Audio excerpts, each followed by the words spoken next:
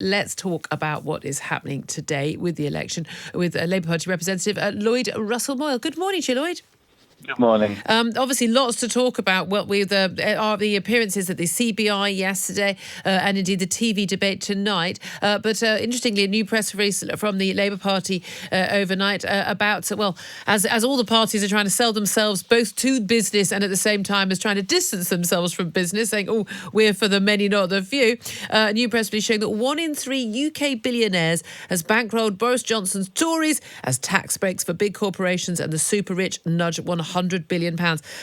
They've looked at the 151 billionaires in this country, and 48 of them have donated a total of more than £50 million to the Conservative Party since 2005, and 10 billionaires have given money since Boris Johnson declared that he wanted to be Prime Minister. How damning do you think this is in terms of lots of voters reading this and hearing this? Do you think this is actually makes the Tory party look bad, or does it suggest that, big business, successful entrepreneurs want to back the Tories? I mean, I suppose you could argue it either way. Well, I think that it is more proof, if it was needed, that the super rich and those who monopolise money, and that's what billionaires are. They are not just millionaires. These are people who, even if you'd earned £1 million every year in profits since the Norman invasion, you still wouldn't be a billionaire. Let's be clear. These are people who monopolise money, and in good capitalism and good business, you have rules against monopolies, and we therefore should be having rules against billionaires. But these people clearly know what side of the bread their future is buttered on, and that is the Conservative Party that will look after them, continue to give them tax breaks. Even the latest pause of tax breaks that Mr. Johnson has announced is only a pause, and will return lots of money to them in the future and away from the people who are the hard-working earners and grafters of this country who every day are being ripped off by this government. And there's no doubt at all that business is not keen on Jeremy Corbyn's politics. He's made no secret of what he wants to do in terms of nationalising various companies and taxing the corporations and taxing the very rich far more, no doubt at all. But the choice of 2005 as the key date for when all these billionaires have given money to the Conservative Party is rather crucial, isn't it? We're kind of trying to ignore the fact that in the Blair years, huge amounts of money were given by very rich men to the Labour Party, were they not? Well, of course, some rich people donated to the Labour Party. I'm not sure how many billionaires. Well, Lakshmi Mittal, others. I think we do sometimes get confused about what a billionaire and a millionaire is. Okay, Bernie Ecclestone, he's a billionaire. Billionaires are very few. And some of that money, the Bernie Ecclestone money, was very dirty money and caused scandal. And so the Labour Party has learned its lessons. But what's clear is the Conservative Party seems like it hasn't, and it still is in the pocket of the extreme wealthy rather than the ordinary people who, of course, want to see their police and NHS, etc., sorted. Oh, look, absolutely. Look, there are a lot of people. I am among those people. I'd be very. This isn't a party political point. I think that party donations should be limited to £5,000 to an individual and to an organisation to stop anyone having more of a say, more of an influence on any party of any kind in any direction, more than one individual voter. But of course, you know that if there were reform in this area, that would also mean reform in terms of the trade unions funding the Labour Party. No, trade unions are channeling individuals' money, and trade unions represent millions of members, and the amount that they donate per head would fall under that threshold. So as long as the law wasn't written in a way that was unfair, it would be very clear, wouldn't it, that making sure per head.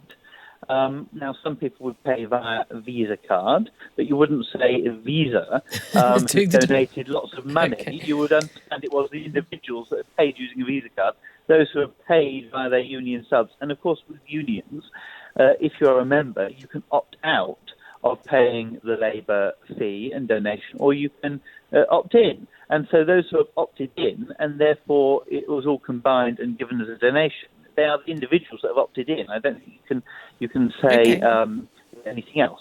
Okay. How well do you think this is going to play with, say, the floating voter, though? This line of attack, this sort of, the posh Tories, the Tories who the party of big business, because I imagine that plays very well with staunch Labour supporters and people who would never vote Conservative at all. But given that so much of this election is going to be about Brexit, is this going to be a winning hand for the Labour Party? This sort of Tories are the party of business and of money, again, this us and them narrative. Will that play with floating voters?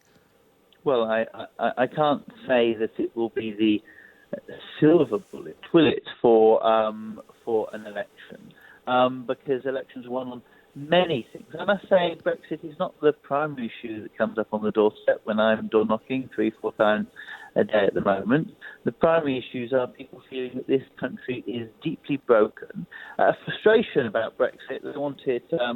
They want to see and have a choice on a deal and then move on, whether they remain or leave. But then they want to talk about the issues that affect our country. And I think the narrative that the Conservatives are on the wrong side of this. They are on the wrong side of history in terms of our country. They are on the wrong side of the rich of this country, and they are on the wrong side of public services. They are on the wrong side of whether it's ordinary people or not. Okay. And I think that is a narrative that will play out. And this election won't just be won on swing voters, actually. This election is going to be a cold election, 12th of December, and it's going to be won partly on who can persuade their traditional voters that it is worth getting out in that cold, maybe wet and snowy day to shape the future of our country. Okay. You mentioned there, you talked about Brexit. People say, well, they don't talk about that as the first issue. They want it to be dealt with, and they want to have a choice. Now, again, the polling doesn't suggest that the people you're speaking to on the doorsteps are representative of the British public at large. Actually, in terms of people, either usually are, they want to remain or they want to leave. They don't necessarily want to have to go through the process of another referendum to get there. But can I talk to you about a letter that Boris Johnson has written to Jeremy Corbyn overnight? And he's asking for answers to 4 key questions. He says, at the debate or head of the TV debate tonight, it's just a head-to-head, of course. He says the public has a right to know where the 2 candidates for Prime Minister stand on the biggest questions facing the country. In terms of a second referendum on the EU, in that referendum, would Jeremy Corbyn recommend the UK remain or leave? Which side would he campaign on? Also asking whether or not he would end freedom of movement, because we've now got some very complicated, different statements being made about freedom of movement. Also saying how much would he be willing to pay into the EU budget on an ongoing basis, and also guaranteeing that all Labour candidates support his Brexit policy, because we know there's a lot of difference of opinion in the Labour Party, as there has been in the recent past in the Tory Party. Do you think your leader is able to answer any of those questions? Well, most of those questions are absolutely pointless questions. But why are they pointless? I can go through them quickly if you want. On the first one, whether we would support leave or remain, just like with all referendum, individuals will be able to do what they want, and the party will make an official position once we see the final deal on the table. Whether we would have ongoing payments, if we remained, of course, would have ongoing payments. If we left, of course, there would be some short-term payments, and there would be payments for particular programmes. Boris Johnson's deal is only a transition deal, and we don't even know what the final deal with Boris Johnson's deal is, because in 18 months' time with Boris Johnson, we're going to go through this all over again, because we're going to have to negotiate a final deal. So it's more chaos with Boris Johnson, but a 6-month certainty guarantee. But even after your referendum, there would still be a transition period if you left. Our plan is to, in 6 months' time, have a clear plan of not only the transition deal, but a permanent arrangement that we want to seek. And that would be based on a customs union and single market arrangement. And are you sure, just finally, just because time is against us, Lloyd, are you sure that every Labour candidate supports the Labour leader's Brexit policy? Almost every Labour candidate that I have spoken to supports the idea that we should find a final deal. It should be put in an envelope. It should be on the desk of the chief civil servant that we should have a referendum with Remain on the ballot, and if Remain wins, the letter is prepared to be sent off to the EU, and if Leave, under a permanent deal, wins, the letter is sent off to be signed to the EU, and we end this madness, and we start talking about issues like my constituent who 2 years ago died because of the privatisation in the NHS and the failure of the 111 service to pick them up. Those are the issues that people care about, saving our NHS and our public services. One party that doesn't want it to be a two-horse race is the Liberal Democrats. Let's talk to Dr. Phillip Lee now, who is the Liberal Democrat Justice spokesman, of course, a former Tory MP. Good morning to you, Philip. Morning, Julie. Of course, your party leader, Jo Swinson, she's launched a legal action, lost the case yesterday to get a look in. Do you think that judgment was correct one? I don't think the judgment to just have two leaders on a sort of a television election broadcast in the middle of a general election is the right judgment. And I think when you're polling at around about 60% between the two of them, 40% clearly don't want them. And where I'm sat in the constituency I'm fighting in, I'm struggling to find people who want either Boris Johnson or Jeremy Corbyn to be their Prime Minister. And yet, this is a debate between the leaders, between people who could be the next Prime Minister. And, it would be, goodness me, I'm going to be covering the elections over here for Talk Radio from 10 p.m. on the night when the polls close. But it would be quite something if we did see a Liberal Democrat victory and a majority government. But realistically, according to the polls right now, where you are right now, with 20 MPs, including 8 people who've defected from other parties like yourself, there isn't much chance of a Liberal Democrat Prime Minister. Absolutely, it would be a remarkable result, but to secure such a remarkable result is not aided by giving the impression to the public that there's a choice of just two parties at this election. It clearly isn't the case, and I can't remember the 8 elections that I've campaigned in or been a candidate in, a time where the electorate is so fluid and so actually very sort of just not particularly motivated by either of the two major parties. And I just don't think it's the place of media, be whichever broadcaster, to choose two and say, right, you've got a choice between these two. If you're going to do this, and there's an argument if you have cabinet government whether it is right to have presidential elections, and your guest is being, I think, very, very generous in comparing them to Nixon and Kennedy.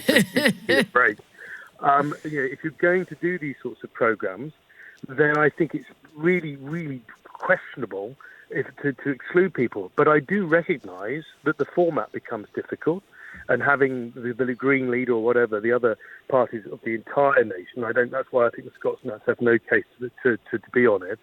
But I recognise it's difficult, but this isn't entertainment.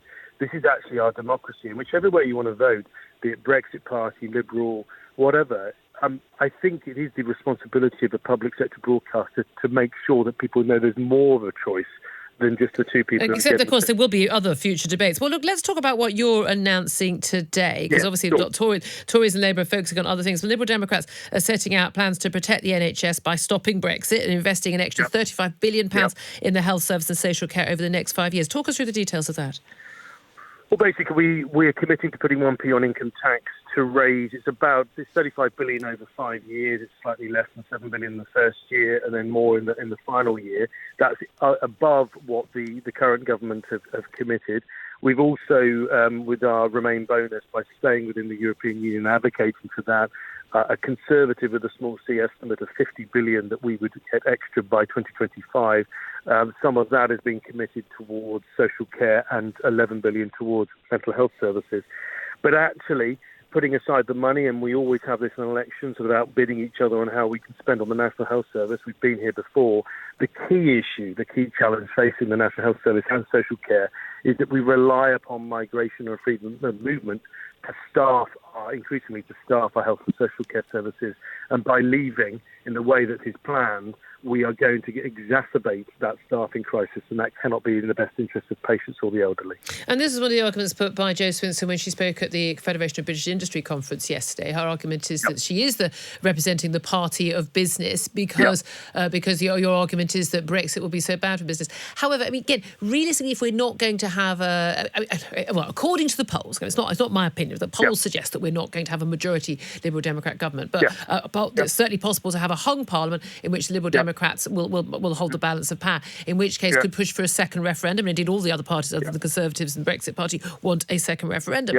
On that basis, would that not create more uncertainty? And actually, it's uncertainty about Brexit that has been the problem for the last 3.5 years for business, rather than Brexit itself. I think uncertainty is an issue, and you hear that from all the businesses. I represented up until this election a seat with a significant business community, and I would agree with the uncertainty has not been good.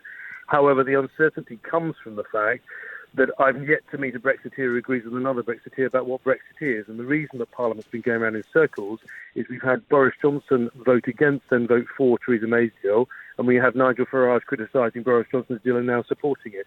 I mean, I think this is why the uncertainty exists. And actually, and you know I've said this, I've been on your radio show before, taking it back to the public with a legally and practically liberal Brexit on a second referendum is the quickest way to resolve this, because if the country then votes Brexit, everyone will go, OK, that's what we're doing, the uncertainty is removed.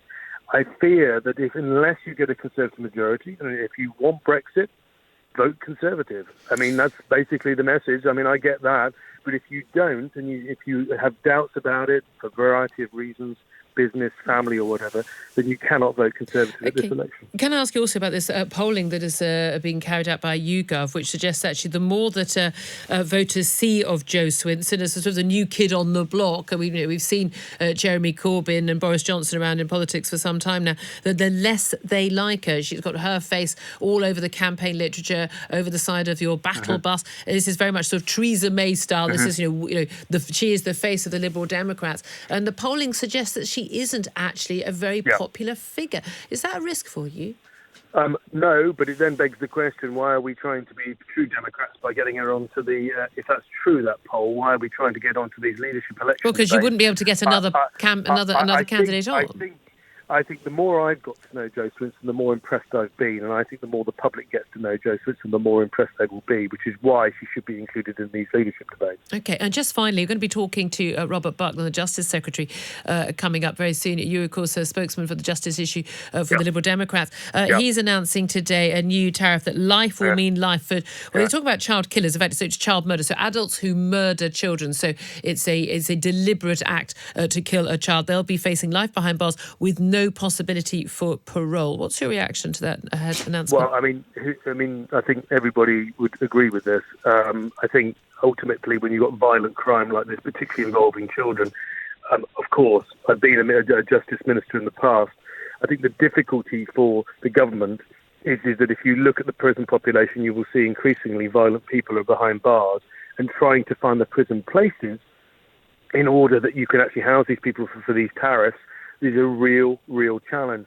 But of course, people who commit such heinous crimes should serve the time. I don't think any right-thinking person would disagree with that. But prison itself is failing in terms of actually rehabilitating those criminals who actually can have a second chance in life and turn their lives around. And I think you should ask Robert about that, because in all the time I was in the Justice Department, that was a big headache. And it's all very well blowing the whistle on obvious crimes that every right-thinking person thinks should have significant sentences attached to it. But actually, when you look into the detail, fortunately, those crimes are very rare. And it's the real challenge of the prison population is trying to get to deal with the increasing knife crime and getting people out of prison and getting them to be law-abiding. And that's where the real nitty-gritty is. And that's what I would want Robert to concentrate upon. Dr. Phillip Lee, a Liberal Democrat Justice spokesman, a former Tory MP. Of course, he mentioned that he is standing in this election. So under Ofcom rules, I just want to tell you the names of the other candidates. He's standing in Wokingham for the Liberal Democrats. Also standing John Redwood for the Conservative Party, the Annette Medhurst for the Labour Party, Kizzy Johannesson for the Green Party, Annabel Mullin for Advance Together. Those are all the candidates standing in Wokingham. But let's turn our attention now back to the general election. Let's talk to the Justice Secretary, Robert Buckland for the Conservatives. Good morning to you. Good morning, Julie. Let's start, if we can, by talking about what is going on tonight. We have this big ITV debate, the head-to-head debate between the two people who have a realistic chance, according to the polls, of being the next Prime Minister, Boris Johnson and Jeremy Corbyn. Boris Johnson, your party leader and Prime Minister, has written a letter to Jeremy Corbyn ahead of this debate, asking him to answer 4 key questions at the debate or ahead of it. about Brexit. How important do you think this issue is going to be in terms of pinning the leader of the opposition down on Brexit, when, of course, he's going to want to argue on other issues like public services, the NHS, etc.? Well, look, I think in the minds of many voters, the issue of Brexit looms very large. So I think the Prime Minister is absolutely right to challenge the leader of the opposition to answer some fundamental questions. Things like, would you vote to leave or remain if you have your second referendum? I mean, pretty fundamental question. Let's see what his answer is. I don't think anybody knows at the moment. But isn't it true that a lot of this election isn't going to be about Brexit? It's going to be about public services, and your leader has already moved onto some of the fighting ground, the centre ground on this on Jeremy Corbyn's territory by saying yesterday to the CBI he's not going to go ahead with the corporation tax cuts that he had planned. Instead, he's going to spend an extra £6 billion on the NHS. Now, that may be very welcome to people, but doesn't that show that actually Jeremy Corbyn is making inroads and people are listening to his policies? And a lot of his policies, the nationalisation, very much criticised by the Tory side, but very popular with voters. No, I think people are realising that Jeremy Corbyn is offering a series of unicorns because the cost of his policies is so astronomical that he's not going to be able to explain how on earth he's going to pay for them. I think what the Prime Minister did yesterday was, make the point that we've reduced corporation tax from 28% to 19% already, and that if we're going to get a sense of balance here between the needs to attract more business and more jobs, which of course has yielded huge results in the last few years in terms of record numbers of employment and investment, then we also need to explain how we're going to pay for the investment that we want to make in our public services. So I thought yesterday was a really good way of striking that balance and being realistic, which is I think what the British public expect and deserve. Let's also talk about an announcement that you are making today, arguing that under the next Conservative government, if you have a majority, adults who murder children will be imprisoned for life without any chance whatsoever for parole. Talk me through that policy.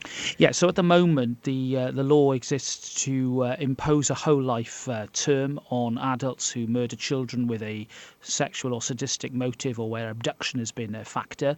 But I think we need to go further, and in cases of premeditated murder with an intent to kill, where an adult kills a child, then the whole life term should be the starting point for any court. I think whilst mercifully we're only talking about a few cases, I think it's vital that we do everything we can to maintain and improve public confidence in the system, and that's why I'm taking the action outlined. Well, you say this will only affect a few killings. I mean, we have, any murder, any killing of any child, a deliberate act is obviously a horrific crime, possibly the worst crime. However, we are talking about a tiny, tiny number of people, are we not? Because in most circumstances, people are already facing life behind bars without parole. Well, we are talking about small numbers, but so you're we're talking about 2 or 3 a year maximum. Well, maybe a few more than that. But you look at the impact that sort of killing has upon a community and upon wider society. It's not just horrifying headlines. It also has an impact on the wider community, and the sense of well-being, safety. All those things really are undermined by horrific crimes like this. And I think, our first duty is public protection, and I think that therefore taking a measure like this is a sensible approach which will help increase confidence in the system.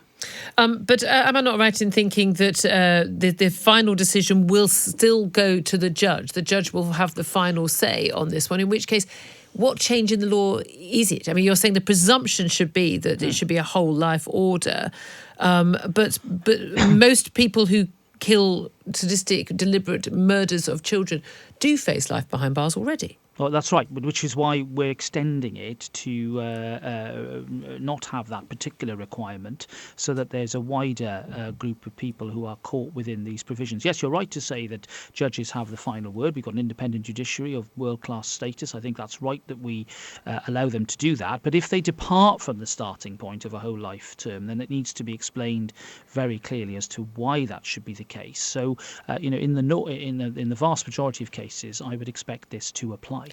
Now, there are a number of people talking about this morning, and many involved in the justice system, saying the justice system has so many problems in terms of underfunding, in terms of long delays, in terms of injustices, in terms of prison overcrowding, violence behind bars and the like, and often people actually being sent out from prison, perhaps more dangerous than when they went in many cases. How can this be a priority for you? Well, this isn't the only measure that I've been announcing today, because I've been talking about the prison education service that I want to introduce right through the estate to help standardise best practice when it comes to equipping prisoners with the skills they need to get jobs, because I believe that employment is the surefire way to avoid reoffending, and increasing employment opportunities for prisoners in jail, more workshops, a job coach in every prison, literacy and numeracy tests for every prisoner when they come in. Those are the sort of measures that the public would expect us to take, because it's in everybody's interest to reduce reoffending. And I think that is a really effective way of reducing the risk of further offences being committed on release.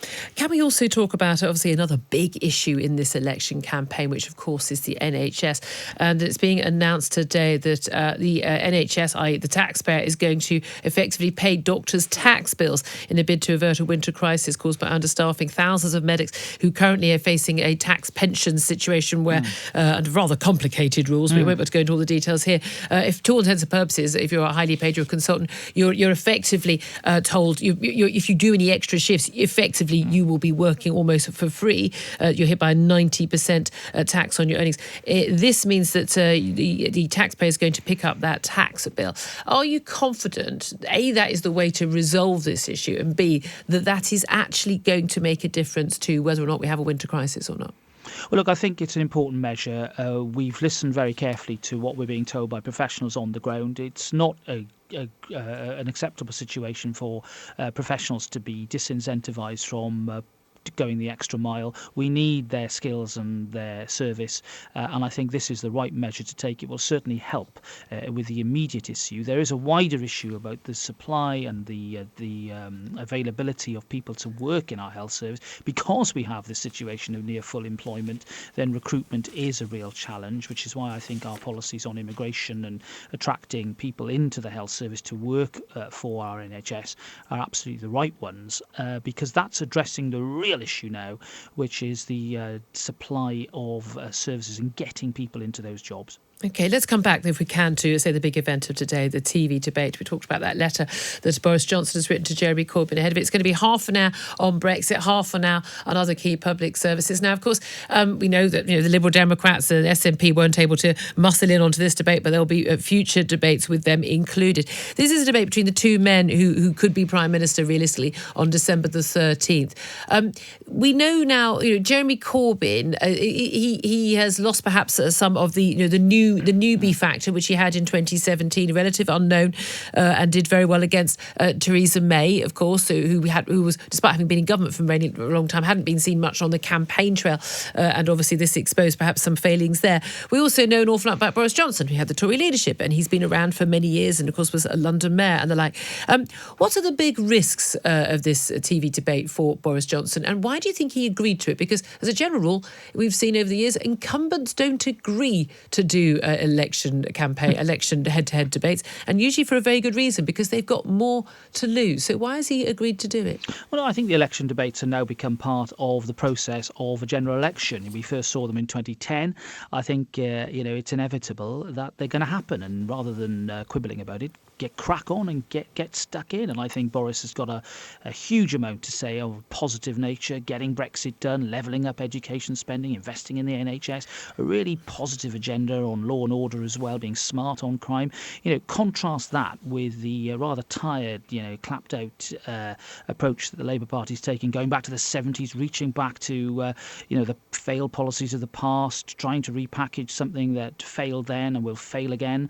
I think Corbyn mania is dead.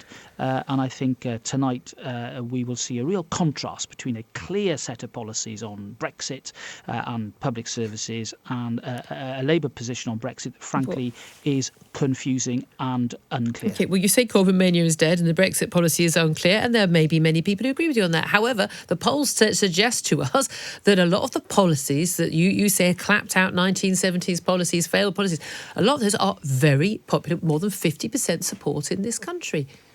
Well, look, I think people are expressing their frustration about aspects of the service they receive, and they're right to do that.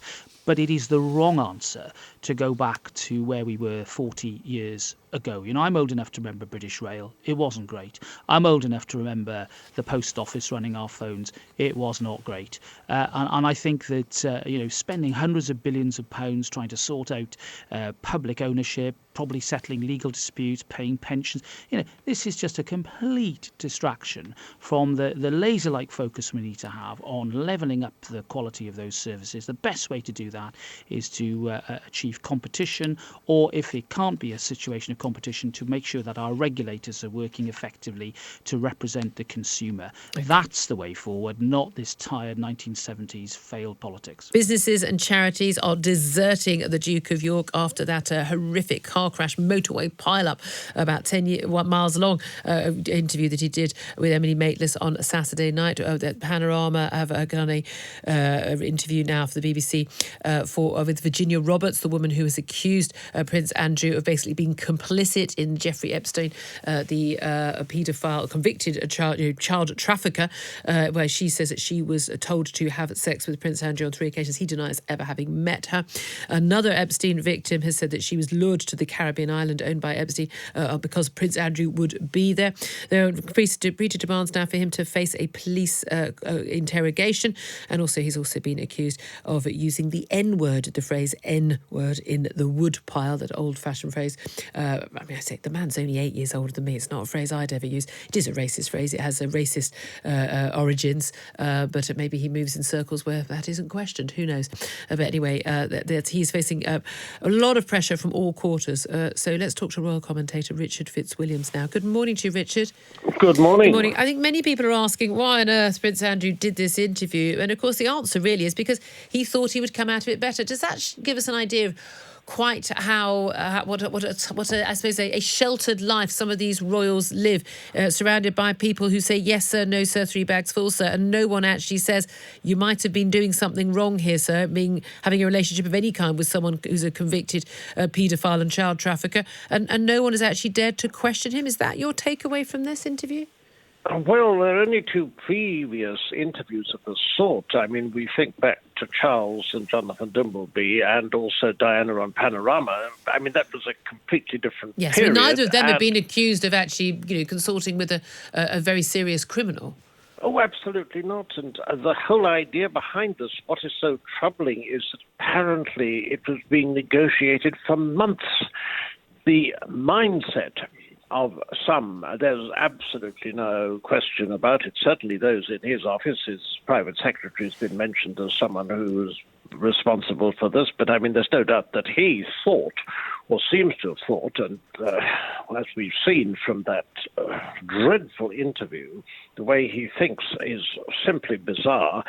He thought apparently that he could put his side of events and that there would be no comeback, as we see, and as you've mentioned, this whole list of things is what happens when someone in public life is wounded, in this case, by the way, a self-inflicted wound. Yes. The sharks are circling, so you've got businesses, you've got charities, you've got the university, Huddersfield, probably will throw him out as chancellor. That'll be the one that really hurts him, I'm sure. But the main thing is, people use royal connections for their charities, their businesses, to have a big name and make money at their charity dinners, and that's the role of the. But very much done on the fact that you're a member of the royal family and you're sort of untainted. And there has also been an issue, has there not? An awful lot of royal correspondence. No one's been talking about this. No one's been investigating this in the royal correspondence circle because they effectively are PRs for the royal family rather rather than journalists. They say political journalists investigate politicians. Do you not agree? I don't agree that royal correspondents are PRs for the royal family. I think. When was the last time a royal correspondent broke a big royal story that didn't involve something about how wonderful they are raising money for charity? Remember, you're talking about... No, but there isn't one. You're talking about there isn't one. Robert Jobson's famous scoop about Charles and Camilla to marry, or whether it was Camilla Tommany's scoop in Fleet Street. The whole point is... No, it's always a good news story, every about time. Harry, and it was about... but this was Harry and Meghan, it's always a good news story. Yes, it's about a wedding or a birth. It's a good news story that people want to read because the monarchy is very, very popular. It's going through an awful period at the moment. Oh, no, but here's the thing. No, Richard, this is the thing. Is one of the reasons the monarchy is popular, and again, the Queen, you're not involved in any scandals, but so many of the question marks being raised about younger royals, her sons and her grandchildren. But isn't that partly because they don't get the level of scrutiny that everyone else would get? Who's in the public eye? Insofar as Andrew's concerned, this is an open goal at the moment. The whole interview was a complete disaster, and it's been broken down. And, even if you take... I'm not talking about anything legal. I'm talking about, for example, the fact he claimed he wasn't a party person, and that's a little rubbish. Yeah. The point, however, is, so far as scrutiny is concerned, I think they're subject to enormous scrutiny, and this is one of the problems, in fact, with the Sussexes. There's no direction, as far as I can see, at Buckingham Palace at the moment, because Sussexes, for example, are thinking of going their own way, or basing themselves perhaps some of the year elsewhere, or whatever, as you saw in the interview after a very successful tour of South Africa. I certainly think that they're subject to enormous amounts of scrutiny. And this is one of the problems, Julia. Royals sell papers. Yes. That is yet another difficulty. We're talking more, I say, about that big debate on the telly tonight. I have a funny feeling the winner is going to be Julie Etchingham, who's the host. She did very well in previous debates. Mind you, she had more people to try and keep in order than just the two main party leaders. Of course, the leader of the SNP, Nicola Sturgeon, and the leader of the Liberal Democrats, Jo Swinson, lost their legal battles yesterday to be included in that debate. Well, let's talk to Angus MacNeil about that. He's from the SNP and joins us now. Good morning to you, Angus. Morning, Julia. Good morning. Well, of course, there was this attempt. It was the SNP sort of muscled in on the Liberal Democrat legal challenge yesterday, asking to be included in this debate. The courts said, look, really nothing to do with us, Gov. The ITV weren't in breach of their requirements for impartiality. Do you think the court decision was right? I think we've got a new motto from ITV, not for viewers in Scotland. The legality is one way or the other. I always balance on the head of a needle, but it is what's called a general election, and the media are one of the first to postulate the question: is Westminster democracy failing? Is Westminster democracy changing, falling apart, whatever?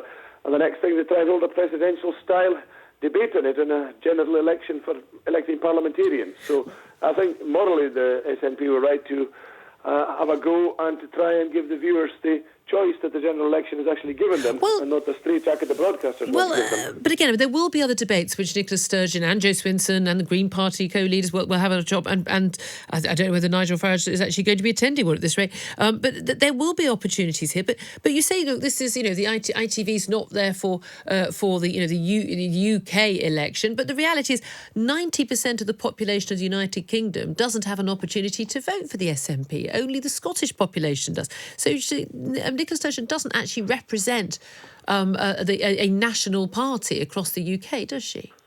Well, Nicola Sturgeon represents the party that's holding about 42 to 45% of the population of the polls in Scotland. Yes, and the vast majority, which is 10% of the population of the UK.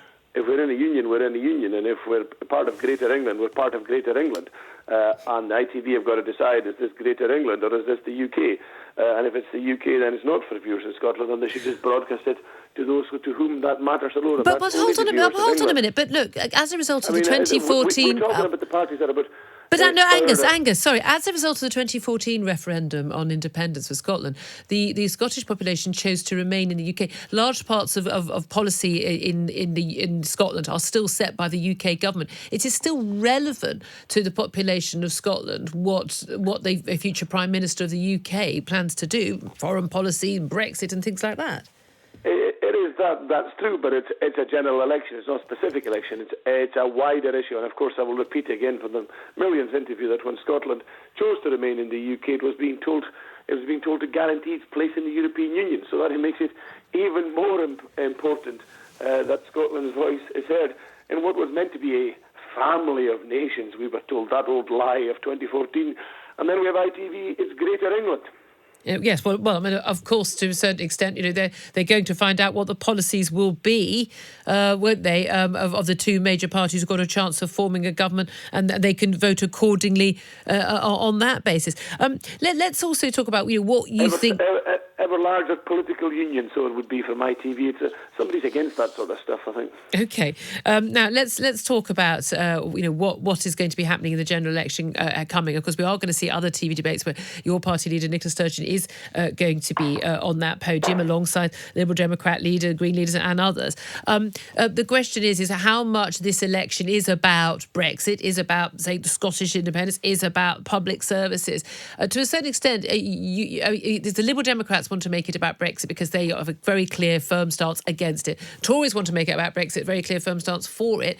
Labour being accused of sitting on the fence by many. Brexit Party again.